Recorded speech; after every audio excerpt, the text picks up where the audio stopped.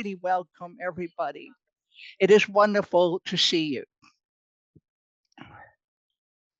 Okay, so the background to some of my own interest in the topic of meaning in an unsettled world is that I taught sustainability for the last 20 years, long before it actually became fashionable to do so. And I've also done research in meaningful work for close to 30 years. I primarily work with young people, and each week I teach a sustainability class to 24 master students from around the globe, such as Vietnam, Samoa, Denmark, Myanmar, India, Ghana, and New Zealand, including the indigenous students from New Zealand. I also teach an MBA class with similar students, but somewhat older. In these classes, students often ricochet emotionally between feeling that the world is getting better and all will be okay, and that the world is getting worse and all will not be okay. There are statistics to support both feelings, and it is also very much depends on where the students come from. The Danish students, for instance, feel that things are getting worse, and the Vietnamese students argue that things have gotten much better for them. And of course, they are both right. There are many positive global statistics on health and access to education. We also start to see that certain actions, such as conservation actions, already start to have a significant impact. Through great human effort and innovation, life is much better for many people and species. At the same time, the threat of climate change is growing. Increasing amounts of people live in autocratic countries, and we experience a post truth society. In the midst of this, my students yearn for meaningful work. In this, they are not alone. Several studies, including that of the World Economic Forum in 120 countries, show that meaningful work is ranking very highly. So, in my classes, I am making efforts to more overtly connect meaning to environmental and social sustainability. In this context, we use Joanna Macy's Three Stories of Our Times as a background to our learning. The first story is that of the Great Unravelling. This story draws attention to ecological and other disasters currently facing humanity, and it is often told by scientists, independent journalists, and activists. The image at the top is an example of unraveling, with coral reefs having declined by half since the 1950s. The second story is that of business as usual. This is the story of industrial growth society. It suggests that humanity is on a linear path of greater and greater improvement. Success is measured through GDP. Economic recessions and extreme weather events are treated as just temporary obstacles for getting back to normal. This story is often told by politicians, sometimes by economists, and those in business. But ordinary people like ourselves also often experience this story as comfortable. We can simply go for a picnic and feel that all is well in our world. The third story that Joanna Macy describes is that of the Great Turning. It involves the emergence of new and creative human responses that enable the transition to a life sustaining society. The central plot in this story is that human beings can and are joining together to act for the sake of life on Earth and its peoples. Here, Macy draws attention to the fact that humanity has managed great transitions before, such as agricultural and industrial revolutions. The reason I have chosen the image in the right bottom corner is because while the Great Turning comforts me, and there are certainly great initiatives around the world, I am not quite sure what it will look like on a bigger scale. I use Joanna Macy's framework, and the students find it very helpful because it makes visible that all three stories are already happening now. We simultaneously see the world unraveling, see significant attempts to keep things as they are, and see emerging signs of a great turning. Over the three webinars, we will look at the experience of meaning in each of these three stories of our time. Shortly, I will return to the story of unravelling and how it affects our ability to live meaningfully. But first, it is important to discuss the concept of meaning itself.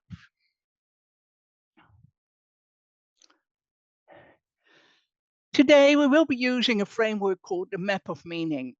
30 years ago, to understand what people experienced as meaningful, I asked individuals from many different ethnic, religious, and occupational backgrounds to describe episodes of meaning and meaninglessness. This research was later verified quantitatively at a much larger scale and has been published in journals, and more importantly, is used in practice throughout the world to support team, leadership, youth, career, community, and sustainability development.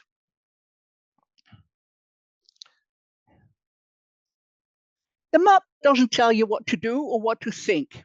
It simply helps you to see that there are many different dimensions of meaning. And none of these dimensions of meaning should be unfamiliar to you. Really, the map should represent what you already know. Um, there are many different dimensions, and they also all relate to each other. They are on an axis. If we are between what we are being as human beings, what we are doing, the meaning that we have for ourselves, but also the meaning that we find from giving to others or being with others. And the primary function of the map is that it helps you to see meaning outside of yourself. Because if we can't see meaning outside of ourselves, we often recognize it through emotions, and that can become quite a bit of emotional turmoil. The map identifies six meaningful pathways. In the middle, we have what inspires you, which can be your purpose or the source of your wellspring. This can be quite abstract for some, for instance, living my best life, and quite concrete for others. For instance, a student said recently when we did an exercise around what their purpose might be, through my work, employees will increasingly find their voice and help shape a better future through more participation. So it can be very concrete. Around the edges, we have reality.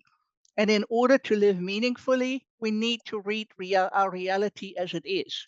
Obviously, reality is different for different people, but the reality around us as we experience it, we need to read it as it is for ourselves and also for other people.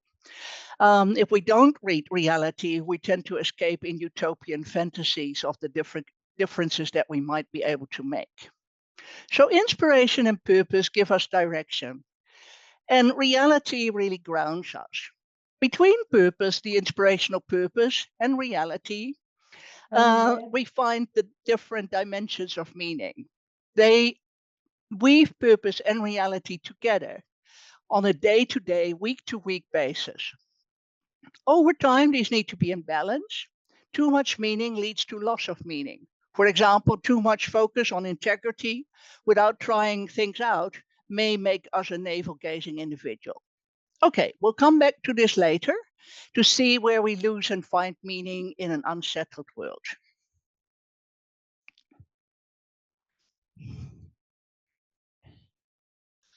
We live in very unsettled times where it is easy to become despondent. In this context, it is helpful to remember that much of what we know about meaning was written and experienced in unsettled times. For example, Viktor Frankl wrote on meaningful living in concentration camps.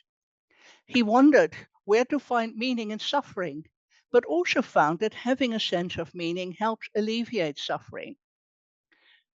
Yes.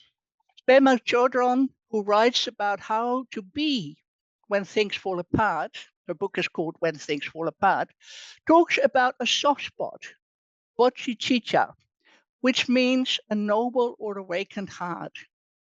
She believes that we all have such a soft, that we were all born with a noble and awakened heart, and that feelings of suffering of our hearts are inevitable, and that when we refuse to feel suffering, we become alienated from ourselves and from each other and become more fearful and more hardened.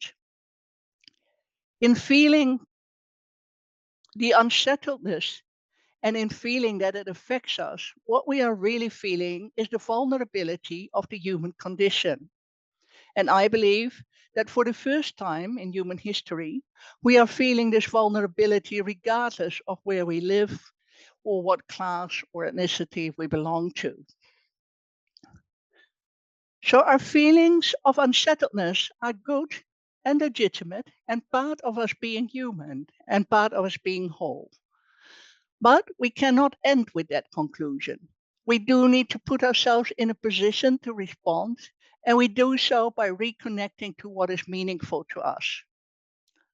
Meaning is not an antidote for unsustainability in the sense that if we only shift our attitude towards what is going well or put a different spin on things, we have less pain. Meaning is, however, an antidote to feeling lost in an unsettled world. Meaning is what anchors us. If we maintain and strengthen what is meaningful to us, we are in a position to respond at whatever level we can respond. As long as we are alive, there is meaning, even if we don't always see or experience this. We need to trust this, that we can make good on the gift of being alive by responding from a place of meaning. Today, we look at meaning as a place to settle ourselves in the context of unraveling. In the next two webinars, we look at living meaningfully in the context of business as usual. And in the final webinar, we look at the opportunities for meaningful living when we achieve the great turning. We will expand our circle of attention and action further out in each webinar.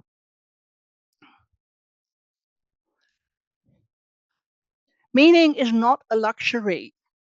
And I think this can also be seen by, if people from 120 countries respond, and many of these countries were in parts of the world where life is hard, but they still respond that meaning is actually very high on their list of priorities.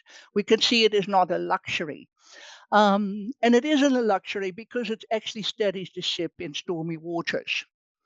In the midst of storms, ship use stabilizers, which reduces the roll. And to stay safe during a storm, they can steer the ship to stay on top of the waves. Or in the middle of a storm, we can simply take the ship to a place of shelter. Meaning is similar. It can function as a stabilizer, a way to stay on top of the waves, or a place of shelter. Research shows that at an individual level, those who experience meaning in their lives experience more well being, fulfillment, and energy.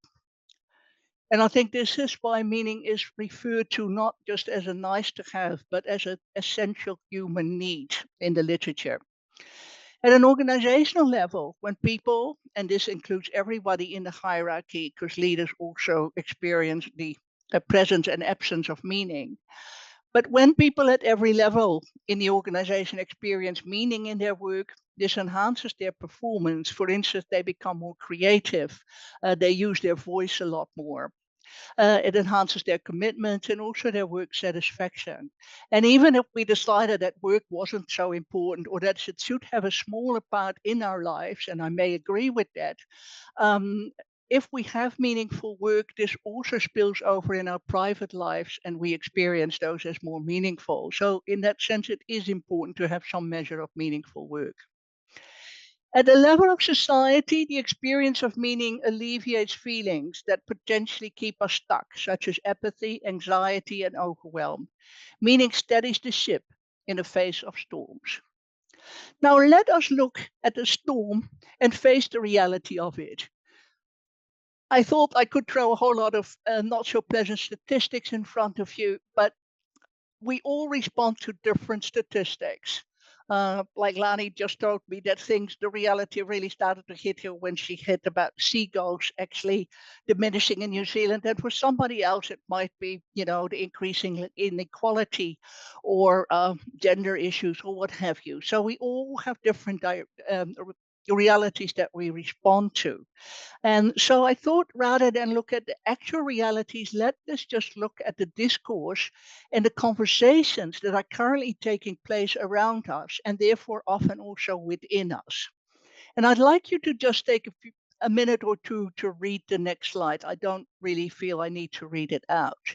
But these are just some examples of what we hear around us when people are talking about the future of humanity.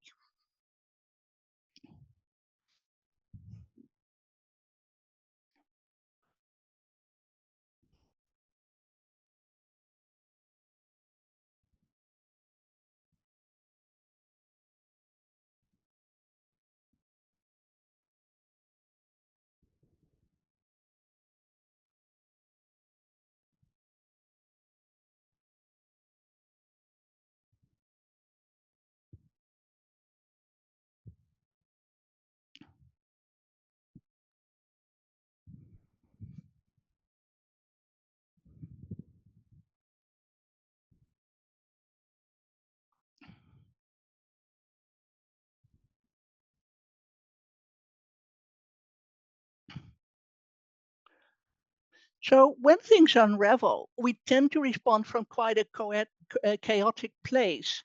And this can be quite destabilizing to our inner world. So these kind of conversations that we hear around us can be quite destabilizing to our inner world.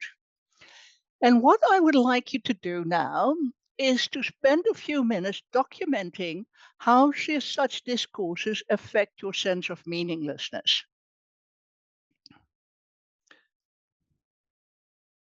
As Lani already mentioned, you were all sent a copy of the map and asked to bring a pen. Please get your map ready. Now I will take you back to the discourses. And I'm going to ask you to write down or note how each of these discourses affect the dimensions of meaning. There is no right or wrong in how you do this.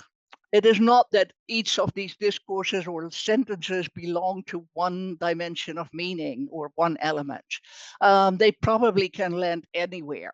So just see where they land. Basically, do it quite intuitively. And after a few minutes, I will ask you to please do another exercise.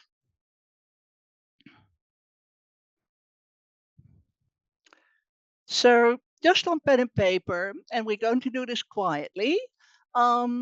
See how this sort of discourse that is currently taking place around you affects your meaning. Write down a little map, or if you want to do it online, fine as well. And good luck with it. I'll let you know when a few minutes are up.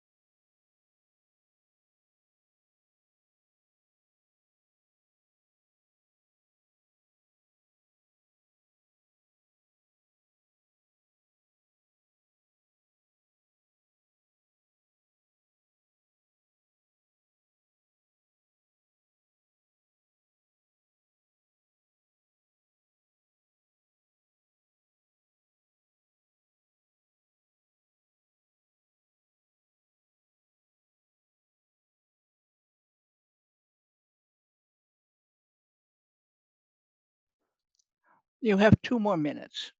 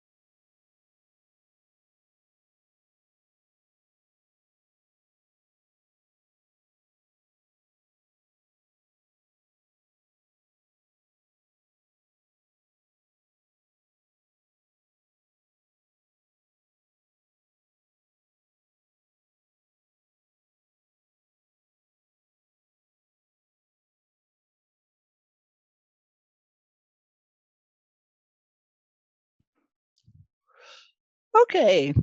Thank you very much. You might not be completely finished, or you might have finished a couple of minutes ago. And in the breakout room in a minute, you can also see what other people made out of this exercise. So that will be interesting. Um, but the next exercise I would like you to do is um, is a little bit different, and I would like you. I hope that you didn't experience this exercise as too stressful, and I hope that you can already see that it is helpful to see some of the discourses, which are very pervasive, and get a little bit more of a grip on how they affect your sense of meaning. I hope you find it helpful to just notice this outside of yourself rather than just experience it as a sense of inner turmoil. Now, in the next exercise, we explore more enduring sources of meaning as a form of self care. There are many ways to self care, such as having a walk or taking a hot bath. This may relax you, and please keep doing this. But we also need to keep connected with meaning, as it is a profound form of self care at a very foundational level of our being. So, the next exercise we will do is ask you to grab the map again. This time, look at some practices in which each of the elements of the map can help you to reconnect with meaning. For example, in unity, who do you meet with or have meaningful conversations with? Or who supports you in taking action? In service, what small things can you do every day to make a difference? Or in inspiration, what keeps your inspiration visible? What is a practice that keeps it visible or alive? Now, I may know that there might be some of you, like myself, who self censure or approach this intellectually, i.e., how does me switching to less meat um, and as a practice help and by just putting that into integrity with self? But please just note these things down. Try to postpone self judgment. We will look also at scaling things up in the next two webinars, but we will also look at how some of these practices are actually a lot more meaningful than you think.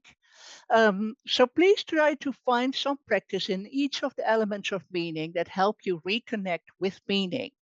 So we're looking at practices, things that you might do or that might shift your being. Some for yourself and some maybe in seeking meaning with others or for others. You have 5 minutes to do this. And after this, we will put you in a breakout group. So please start.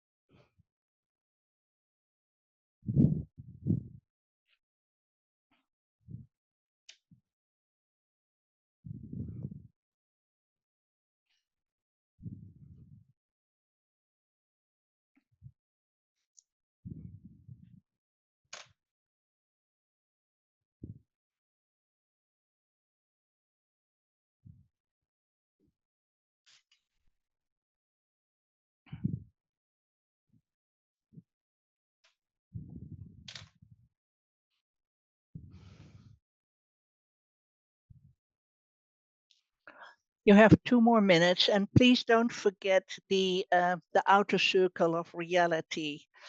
What practices help you to stay present to the reality of yourself and the reality of others? You know,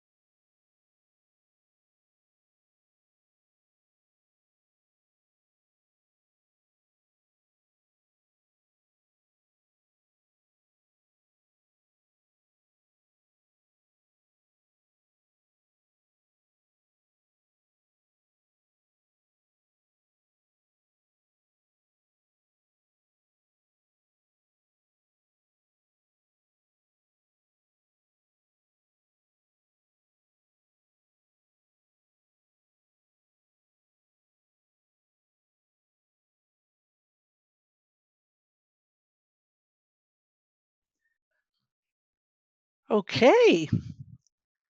Thank you all. I'm very pleased to observe that we haven't lost a whole lot of people in the exercise, that you are here, that you're very actively participating. That is wonderful to see.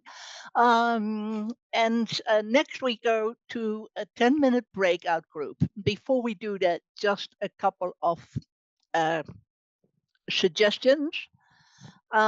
First of all, in those 10 minutes, if you could split them approximately in half, and for the first 5 minutes, share how current discourses have affected your sense of meaning. And try to collectively cover several elements of the map. For example, in self integrity, it affects me in this way, and in unity with others or high quality relations I experience, etc. Then for the next 5 minutes, share some of the practices that help you connect or reconnect with meaning.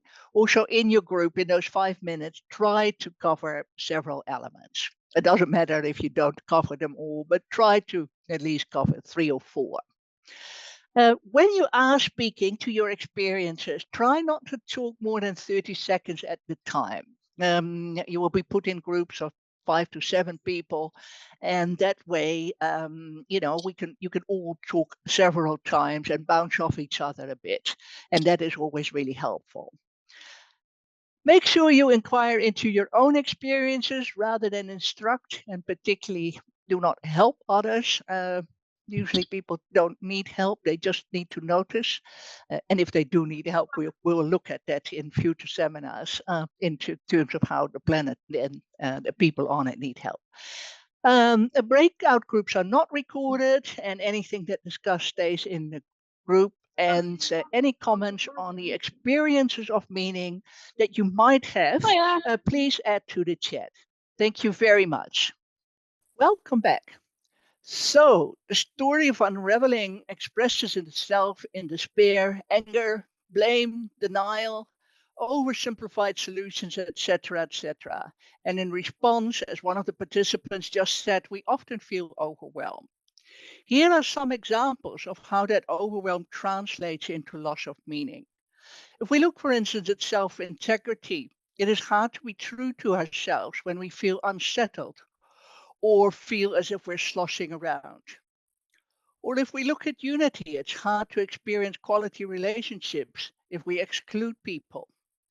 Or to be creative when we look at expressing full potential. When we are feeling impotent, it is very hard to feel creative.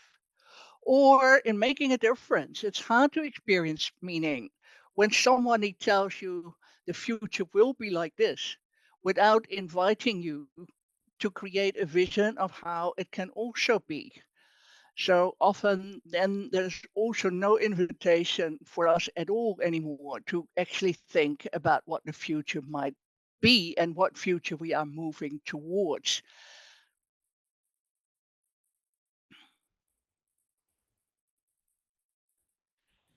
So, in our first exercise, it was really to notice where meaning is lost in the context of unraveling.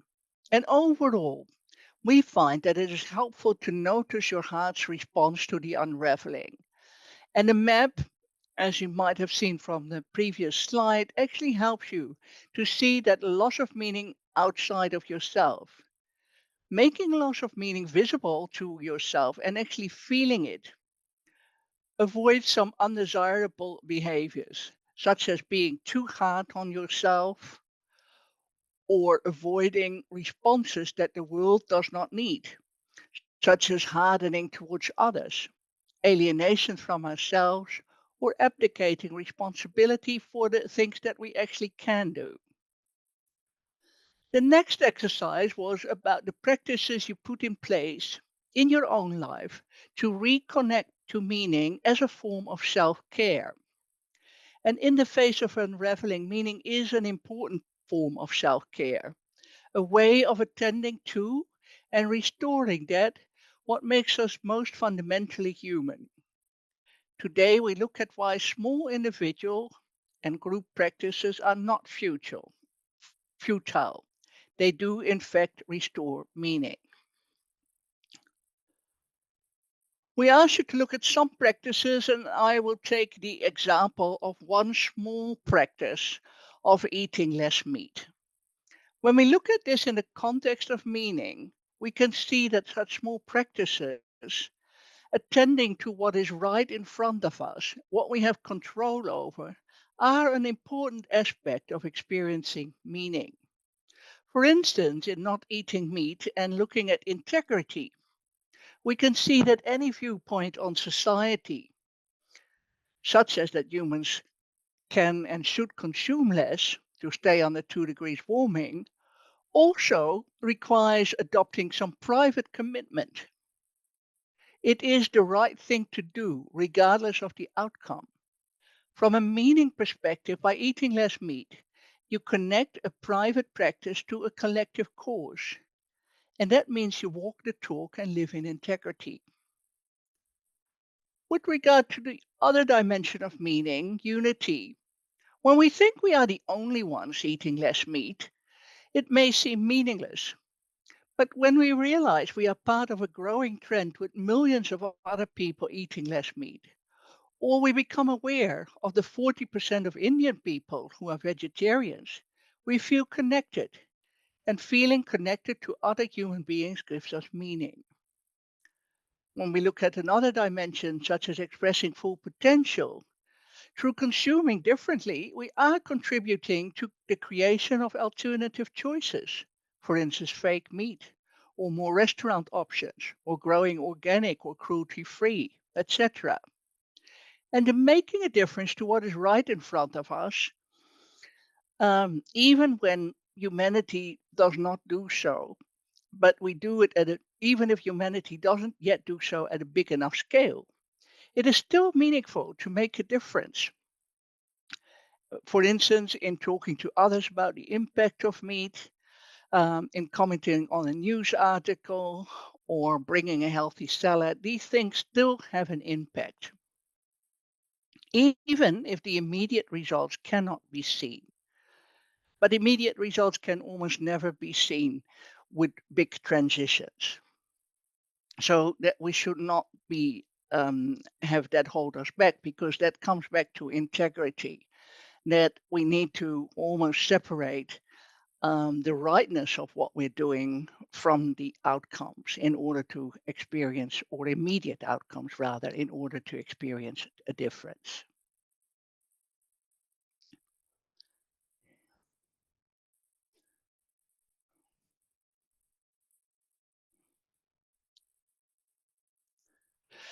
We can do the same restoring of meaning exercise with all sorts of practices that are right in front of us and that we have control over, such as donating to a good cause, buying secondhand fashion, being a consumer at an ethical bank or investment fund, etc., etc., etc. So, with all of these actions, if we actually connect them to why they are meaningful, I think we will have a good opportunity to restore meaning. And yes, we will go in and out of some of those practices. We'll pick some of them up and forget about others. We won't be entirely consistent in them. And sometimes they are just too hard. And we do, for instance, want to spend a lot of take a long flight, for instance. And there are some forces that will keep us stuck in our habits, forces outside of ourselves, which make it, for instance, still very hard in several countries to eat a lot less meat. And we will address what is keeping us stuck in the second webinar, and also how we can then get unstuck. And of course, it also requires eating less meat, and all the other examples requires a higher level systemic action. And we will also talk about that as per this third webinar. But when we succumb to overwhelm, it is easy to create a false dichotomy between individual action and collective and systemic action. It is easy to feel that individual action is futile. Yet to restore meaning, a first step is to recognize that individual level, small practices, and attending to that which is right in front of us is not futile. It is really important, not only for humanity, but also for our self care. It is the first step in caring for ourselves as intentional, meaningful human beings. Well, thank you very much for bearing with us tonight, and thank you also very much for your participation. It was a pleasure to be here. And back to Lani. I want to thank you for an incredibly powerful presentation on the significance and importance of understanding and working with meaning as we face and experience unsettled times. And I know from my own experience that it's made a phenomenal difference to my well-being and my ability to be an ark floating on the waters of the turbulence sometimes. So thank you all so much for coming. And there are 2 further sessions, so please join us for those. They will have exercises in them, and much like this, and be a similar format. If you have friends that you think would be interested in this conversation, please send them the links. You don't have to come to this first one to come to the second and third ones, where we're looking more at meaning in the sort of society and those bigger issues. We do also have a very simple little workshop that I lead with Daniel Kamunga from South Africa on creating a meaningful day. And it's US $20, so it's really easy to come along. And you can just explore again the ways to take charge much more of our experience of meaning. So do look at the work we do stay in contact with us. And once again, thank you so much for attending. It's wonderful to have you all here and to share in the work of our hearts, really. Yes. So goodbye and thank you. Thank you. Thank you. And thank you, Mario.